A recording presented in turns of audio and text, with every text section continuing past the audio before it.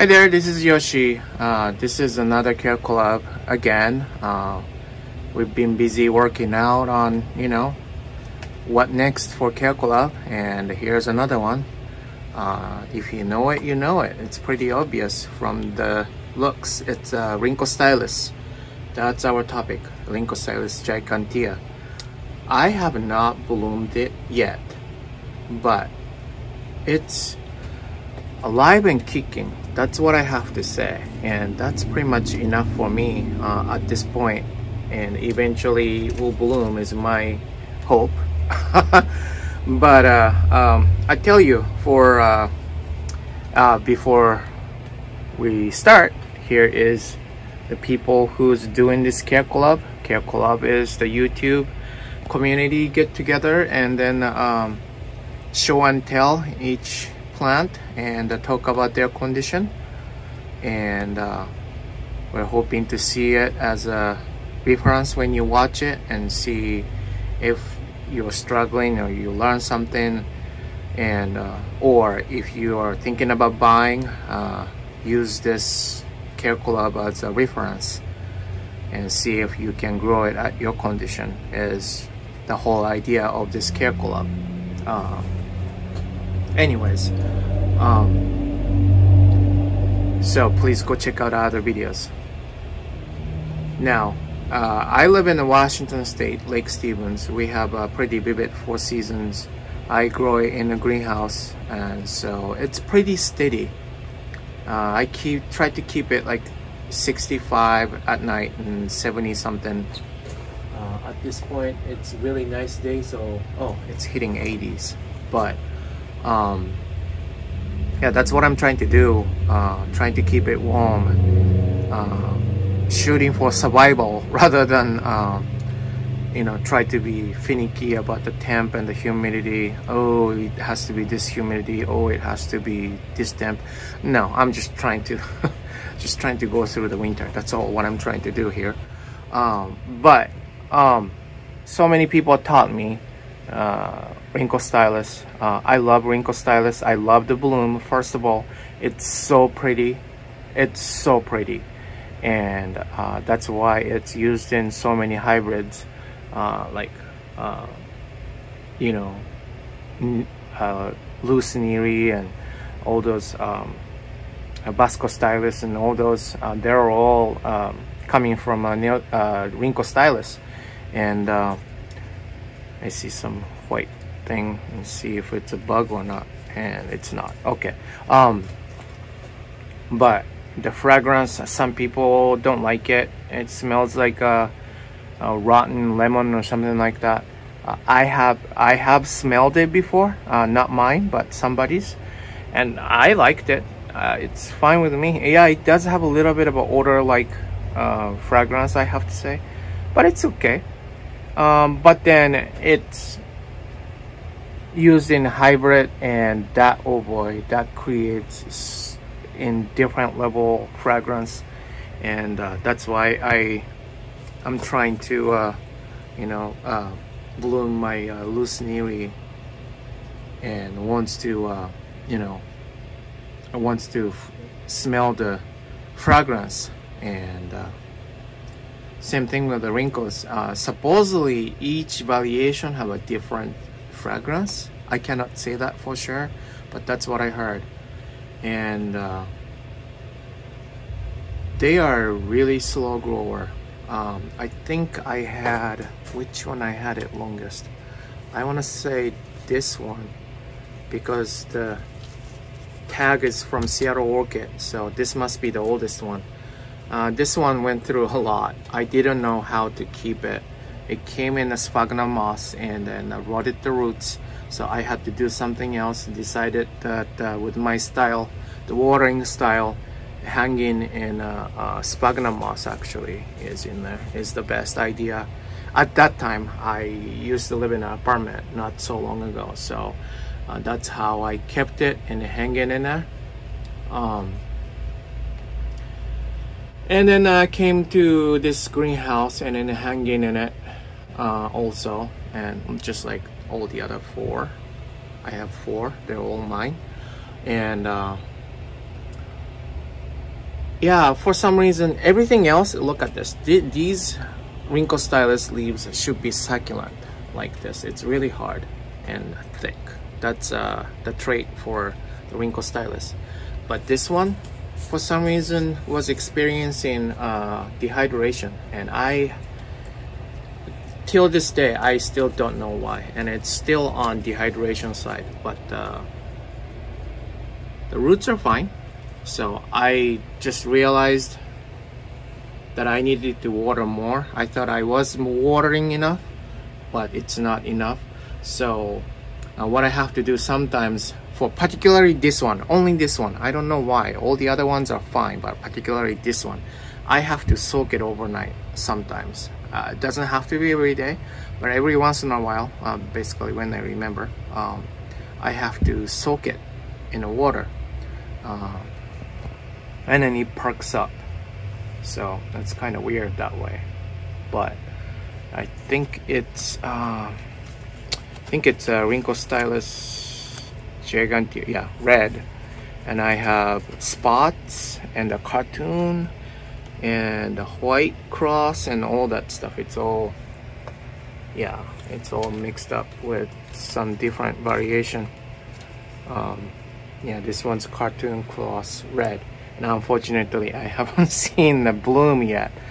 Likes warm, hot, humid condition. It lives in jungle or something like that, I guess.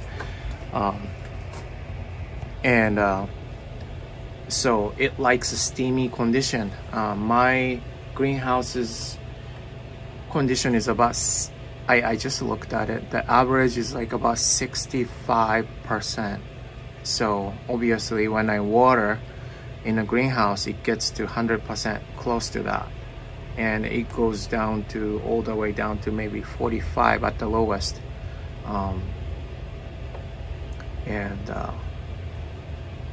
I really think the humidity is really important for these guys, and the temperature. So I do have extra care, extra mind towards Rhynchostylis, that's for sure. So that's that. Likes really a lot of moisture in the water. So I heard some people grow it like a phalaenopsis. It doesn't take too much light either. This side is south facing. However, I have a tree here, so in summertime it's all shaded. I still get a good level of light. Don't get me wrong, you don't want to grow the orchids in shade. It's never a good idea. You want to have a good level of light, but it doesn't have to have a strong light, like let's say Cattleya or Banda even. That would be too much, and it's gonna start scorching and dehydrating. And I have a suspicion that it happened to this guy, but it's only this one though. I don't know why. But I also have a big fan here, and it's always well, it's gonna be open in the summertime. It's not working. It's a work in progress on this one, but yeah, I have a fan also, and it's usually on 24/7, especially in the summertime. So I'll give it a good, really good airflow too. But anyways, so the sunlight, I'm sorry, I digressed on it. So it covers it, so it's actually, even if it's south facing, the light level is somewhat lower than let's say the other side. This side is a more stronger light is coming in pretty much all day, and right now it is too. It's shaded compared to the door side, so that's where specifically I picked the Rhynchostylis's place. So and then I have here, there are two, and those are listed on eBay, I think. I don't remember which I listed on, but it's sitting here for a while. Nobody wants it, I guess. But they're good size at this point. It could bloom. I doubt it. It should get a little bigger than that, but this is near blooming size. And this is interesting because this setup, it came with it. I didn't do it, but made me think next time if I have repotting or something like that, this is what I'm gonna do, kind of. If you can see that, it's got a small mesh pot inside to make the air. Isn't that interesting? And it has some sort of a media here, but it's almost none. And so therefore it gets water every time I water everything. This one too, the same setting, has a media outside, but it has a mesh basket inside. So I thought that was a good idea. And to talk about the interesting idea, here is that. And some people might already realize it. This is Spanish moss, to keep the moisture in, so that the roots keep getting moisture. And that's what I did. And then I'm sure so many people do the same thing too. The Spanish moss, as long as it grows along with it too, but so many people keep it this way to keep the moisture. And then before I had this is what I did, and I'm still keeping it. You know what this is? This is Mr. Clean here too, and it's sitting there so old, so maybe I should change it or something. But I make a strip and then go around it, and this will actually, believe me or not, hold the moisture long enough to keep it going.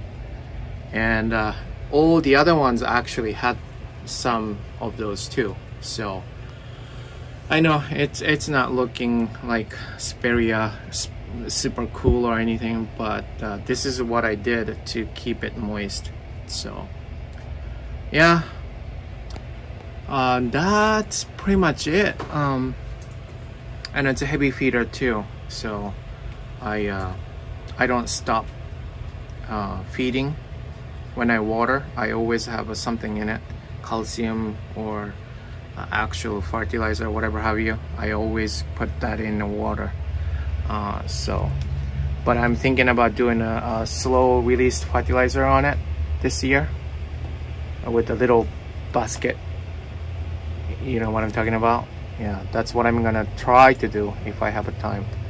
But yeah, that's it. I love Rhynchostylis. I talk too long, but I just wish to see mine bloom sometime, hopefully this year. I don't know, it seems like it's already past the season, so I might have to wait until next year. But if you are planning to buy one, it's I would say it's a great plant for indoor. You don't really need to hang it. You can pot it, and you know, you just keep the temperature on and keep the moisture on, and yeah, I'm sure it's a perfect indoor plant as long as your temperature is somewhat warmer. So thank you for watching. Please check out other guys' video, and have a great day. Bye.